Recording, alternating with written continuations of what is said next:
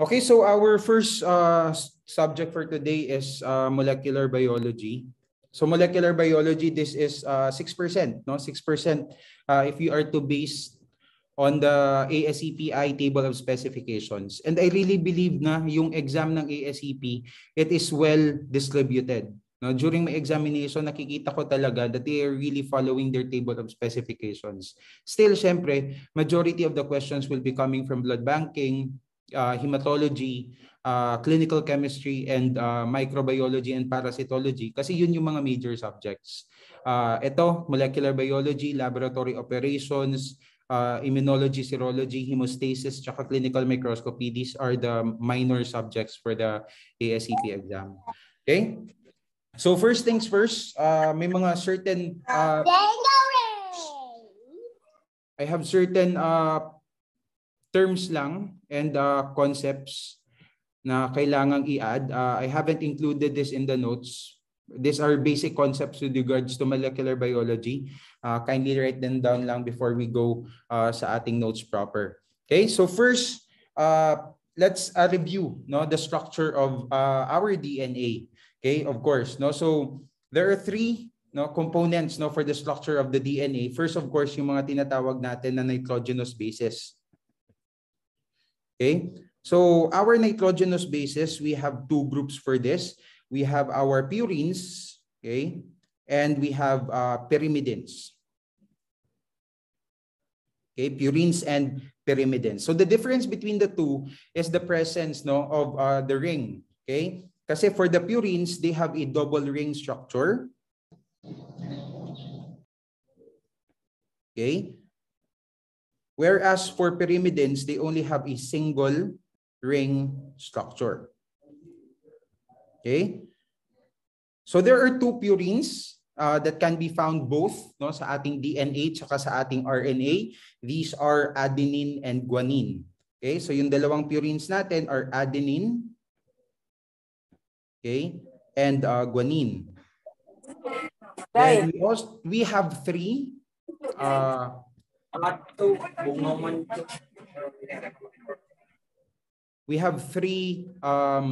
pyrimidines. Okay, those are uracil, okay, uracil, thymine, and cytosine. Okay, but of course, we have to emphasize that uracil can only be found sa ating RNA molecule. So yung RNA, wala siyang thymine. Instead of having thymine, it has uracil. Okay? So yan yung mga nitrogenous bases. Now, when these nitrogenous bases are attached sa sugar, yan na yung tinatawag natin, guys, na nucleosides. Okay? We refer them as nucleosides. Okay? So nucleosides, again, are nitrogenous base. So basically, these are the base, okay, the base plus the sugar.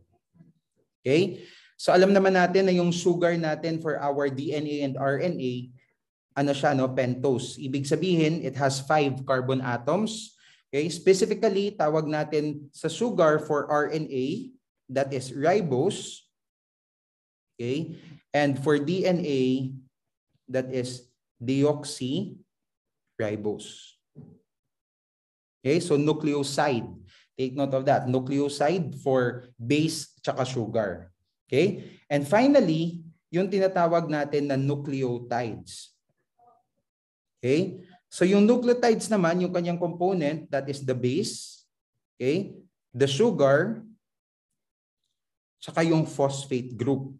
Okay? The base, the sugar, and the phosphate group. And of course, yung ating DNA structure, basically, yung DNA tsaka yung RNA structure, that's basically a chain, a chain of nucleotides. Okay? So basic lang yan, Now, itong chain of nucleotides, they are being joined together. If we are referring to a single chain only of DNA, that they are being joined together by what we call the phosphodiester bonds. So that depiction of the connection of nucleotides through the phosphodiester bonds, that is referred to as the primary structure of the DNA. Okay, so ngayon punta naman tayo no, sa structure. Okay, structure ng DNA. Okay, so first, meron tayong tinatawag na primary structure. Again, as I have mentioned, this depicts, okay, nucleotide, a nucleotide sequence, okay, connected by phosphodiester bonds.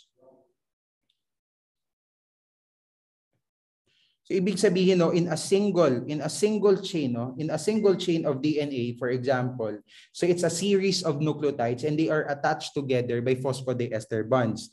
And it's important no kung paano yung attachment ng phosphodiester bonds na ito. So this attachment, take note, very important. The attachment of these phosphodiester bonds is from 5' no, 5' triphosphate. Okay, the 5' triphosphate of the first nucleotide attached, okay, to the 3' hydroxyl group of the next, okay, hydroxyl group of the next nucleotide. That's why meron tayong 5' to 3' na configuration. Okay, so yung nauunang yung attachment ng phosphodiester bonds, yung connection niya is between the triphosphate, specifically at the 5' triphosphate of the first, no, or the preceding nucleotide attached to the 3' hydroxyl group, okay, of the next nucleotide. Okay? So, yan yung primary structure, okay, ng ating DNA. So, it's a single chain pa lang. Now, when complementary base pairing is already happening, okay?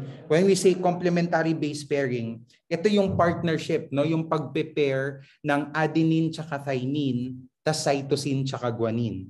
That will now create no the secondary structure, okay, of the DNA.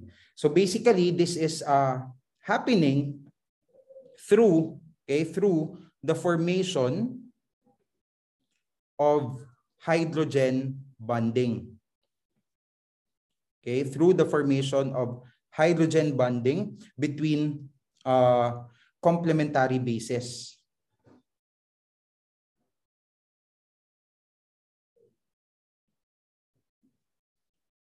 Okay, between complementary bases. So that is basically no, this will result no to the formation of a double, okay, stranded DNA structure. So dalawa na siya.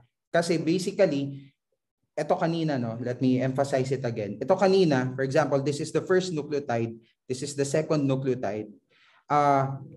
Ito, no, this yellow line, yan yung phosphodiester bond, basically. Now, when the secondary structure will be formed, this is the nucleotides, no, from the series of nucleotides in one primary structure, they will be complementarily paired, no, with the nucleotides on another chain, okay, of DNA. So between them are hydrogen bonds. Yan. So these are hydrogen bonds. So meron dalawa, merong tatlong hydrogen bonds. That depends on the nature of the bases present. Okay? So we have to take note that between adenine and thymine, if adenine tsaka thymine yung nagko-connect, yung undergo ng complementary base pairing, they require 2 hydrogen bonds. Okay, so 2 hydrogen bonds for adenine and thymine and 3 hydrogen bonds for cytosine and guanine. That's why whenever we do yung pag-denature ng DNA, medyo mahirap no or mas matagal i-denature itong DNA with a lot of cytosine guanine pairing. Considering that they have a stronger bond kasi tatlo yung kanilang hydrogen bonds. Okay? So that is the secondary structure. Okay? So take note of the partnering or the complementary base pairing no ng mga purine tsaka pyrimidine.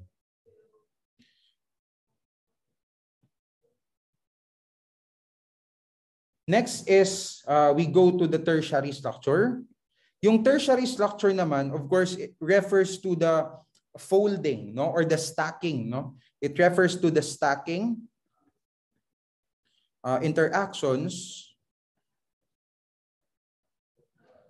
refers to the stacking interactions between two polynucleotide strands. So basically, yung ating DNA structure, na double-stranded DNA structure, okay, it will start to form new, no, linkages, resulting to the formation ng tinatawag natin na double helix structure. So pag narinig natin yung term na double helix structure, okay, that's basically referring to, okay, the tertiary structure of the DNA. And there are several conformations for that. No? Sa katunayan, we have three. Okay, we have three conformations for the tertiary structure. Okay, first, okay, yung tinatawag natin na B, okay, the B DNA. We have the A DNA, okay, and we have the Z DNA. Okay, so yung B DNA, ito yung common na form. Okay, this is the common form. Okay, and this is the form with a lot of wide major grooves. Okay, so it has a lot of wide, okay, major grooves. Okay, and because of the size of the grooves, it makes them accessible to proteins. Okay, wide major grooves accessible to proteins. Okay. So of course, no, this conformation of the DNA is functional. Okay? Functional yung mga grooves niya kasi accessible siya sa protein. Okay? Now, the ABNA naman, okay, this is the form that is usually occurring under dehydrating conditions. Okay? So this forms under dehydrating conditions. Okay? And finally, yung zDNA, this is the form, no, that occurs, okay, under high salt concentrations.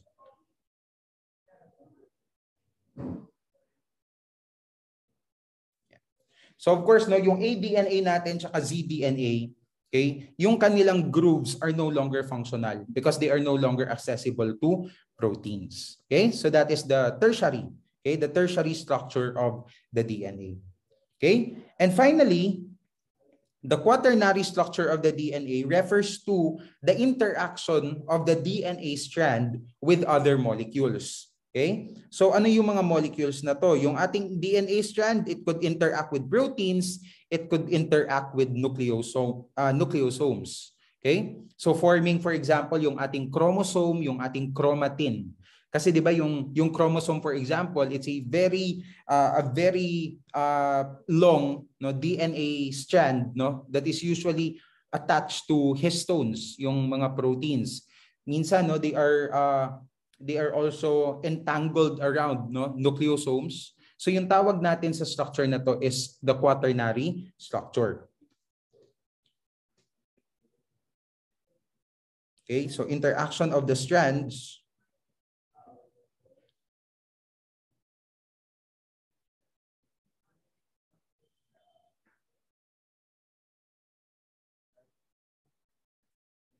okay, with other molecules. So again, sino-sino yung mga possible molecules na to? We have proteins, okay?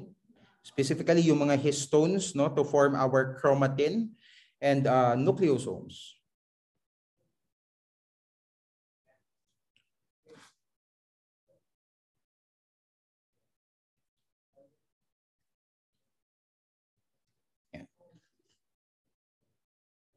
Okay, so that's it, no? Yan lang yung mga basic, no, basic concept. Kasi as we go along with the topic,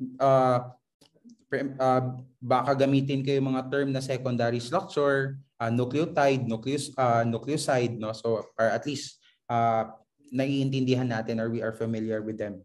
Okay? Now, saglit lang, no? Segue ko na lang din. Of course, kung merong DNA, we have the RNA.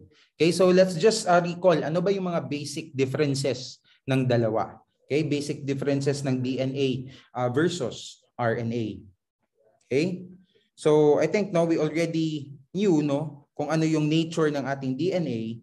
So just a few things, no, to remember about RNA. Number one, RNA is less stable, no? Relatively less stable as compared to DNA because of structural differences then. Okay? And of course, alam naman natin, no, na yung ating RNA is just single-stranded, no? And because it is single-stranded, okay, when it makes a secondary structure, yung kanyang secondary structure is basically a result of para siyang ano, it's a result of localized pairing, no? The secondary structure, okay, secondary structure is a result of localized, okay, pairing when the strand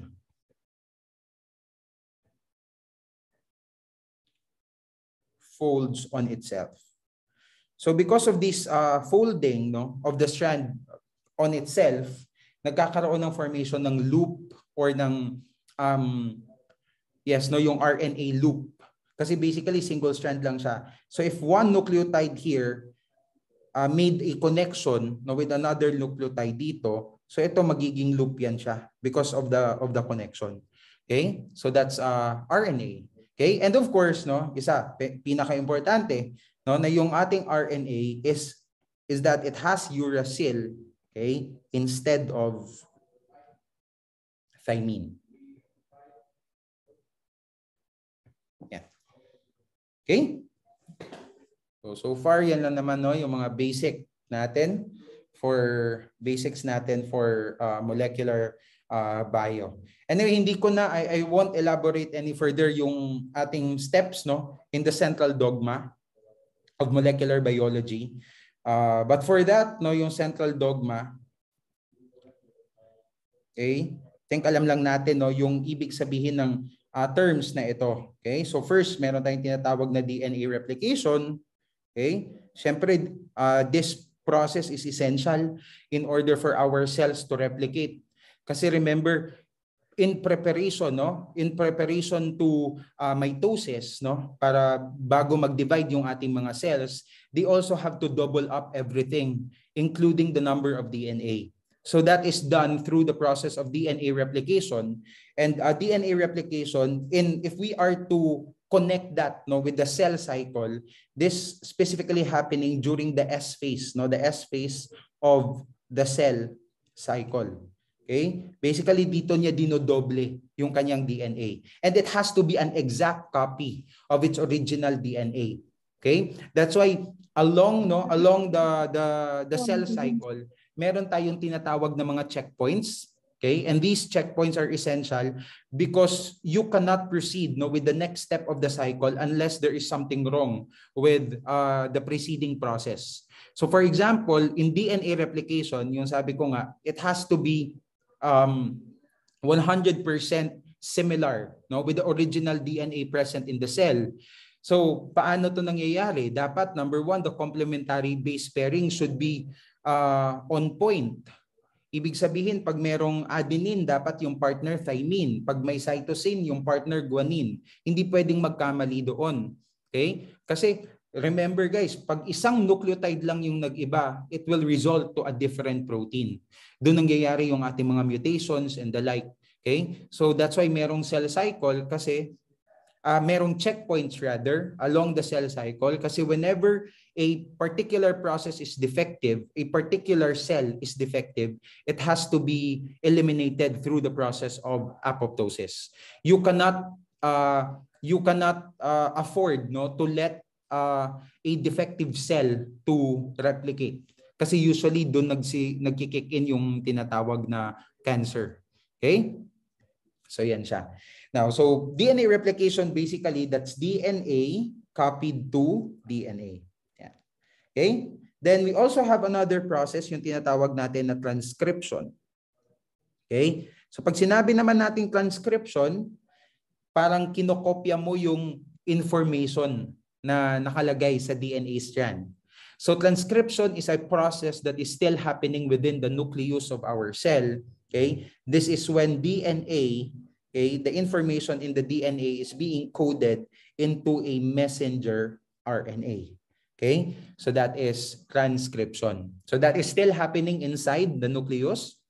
And this messenger RNA, so sobrang obvious, it now carries the information, no, of our DNA, of our genome. The messenger RNA will go out of the nuclear pores, okay? Tas lalabas na siya into the cytoplasm, wherein it will come in contact with our ribosomes. Tas dito na mangyayari yung process na translation. So pag sinabi nating translation, basically yung information, no, na dala-dala ng messenger RNA, this will be used, no, in order for proteins, no, to be made. Okay? So yan yung central dogma of molecular biology. Okay? So DNA replication, transcription, translation. Pag DNA replication, DNA copied into another DNA. Pag transcription, DNA to messenger RNA. Pag translation, messenger RNA to proteins. Okay? So ito yung emphasize ko ulit na pag nagkaroon ng pagkakamali dito sa DNA replication na step, let's say mali yung pairing ng mga complementary base pairs.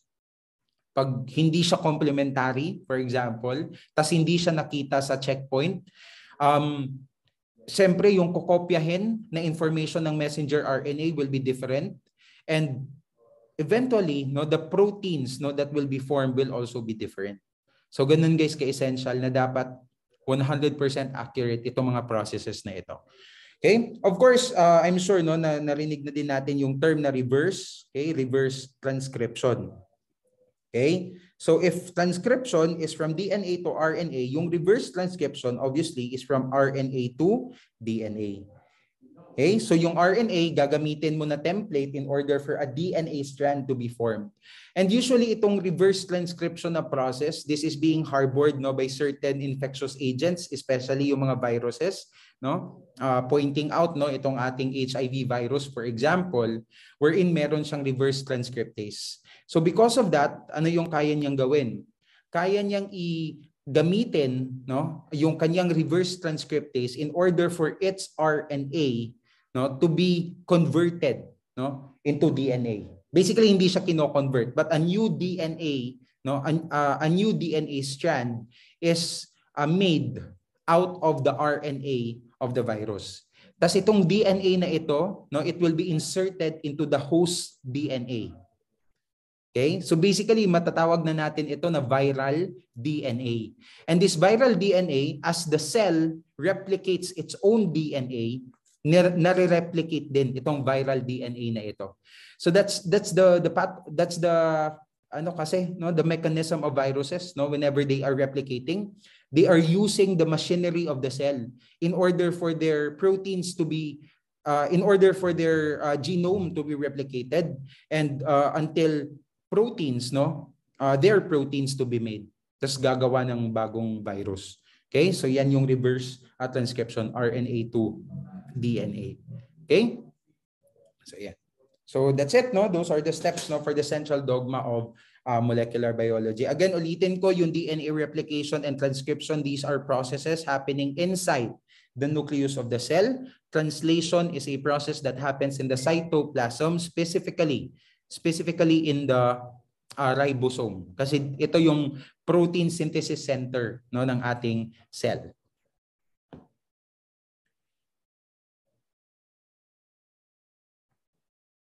Okay, now let us proceed, okay, with our notes for molecular biology. So I only emphasize, no, yung more on the procedure. Kasi guys, one thing na na-notice ko sa ASCP exam, no, when I took it, procedural yung mga tanong. So lamang talaga yung may hospital experience, lamang talaga yung may laboratory experience when you take the ASCP exam. Kasi most of the questions are, you are given results and you are asked what to do next. You are given a problematic situation and you are asked how to make a remedy, or how to make or how to resolve it. Most of the questions are like those, no? Tas merong mga basic, no, paunti-unti. Pero majority talaga is based on bench work, no? So lamang talaga if you are a working medical technologist. That's why as we go along with our review for the new cycle, I will be emphasizing more of what is really done inside the laboratory kasi yun yung bulk talaga ng exam. Okay? So here, these are only terms, a few terms that are essential when a molecular biology or a molecular technique is done. So number one, meron tayong tinatawag, of course, na DNA polymerase. So it is an enzyme, okay, that catalyzes DNA replication in the 5' to 3' direction. So this one is very important. Okay, kasi pwede tayong tanungin, ano daw yung direction of DNA replication? So that is always starting from the 5' end of the strand to the 3' end. And this replication is being done by DNA polymerase. Okay? DNA polymerase.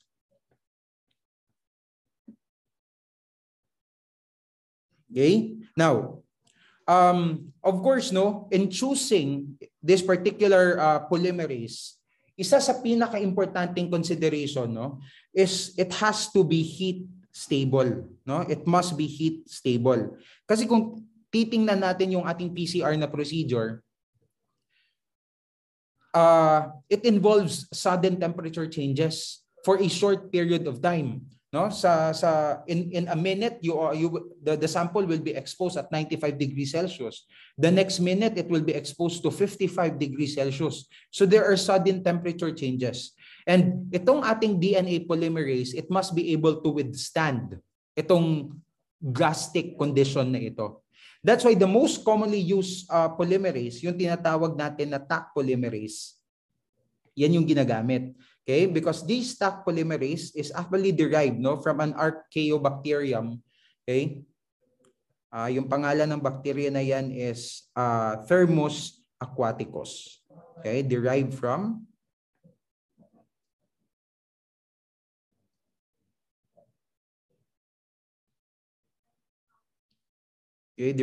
Thermus aquaticus.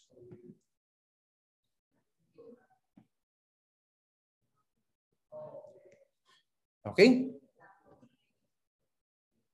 Then, next, another enzyme which copy a template strand of DNA into RNA. Okay? So DNA daw, kinokopya, ginagawang RNA. So this is our DNA dependent. Okay? DNA dependent RNA polymerase. Okay? So DNA dependent RNA polymerase. So, actually tayo mga eukaryotes, kasi tayong mga tao, yung mga cell natin are eukaryotic cells, 'di ba? Kasi meron siyang intact na nuclear membrane, or yung ating nucleus is enclosed by a nuclear membrane. So, meron tayong tatlong uri actually ng polymerase. Okay? So, what are they? Tatlong uri ng RNA polymerase rather. So, we have Pol 1, 2, and 3. So we have Pol 1, 2, and 3. So take note lang natin guys na yung Pol 1 tsaka yung Pol 3, okay, they are the ones synthesizing non-coding RNA. So they synthesize non-coding RNA. Okay, pag sinabi nating non-coding RNA, ibig sabihin it won't be used any further along the process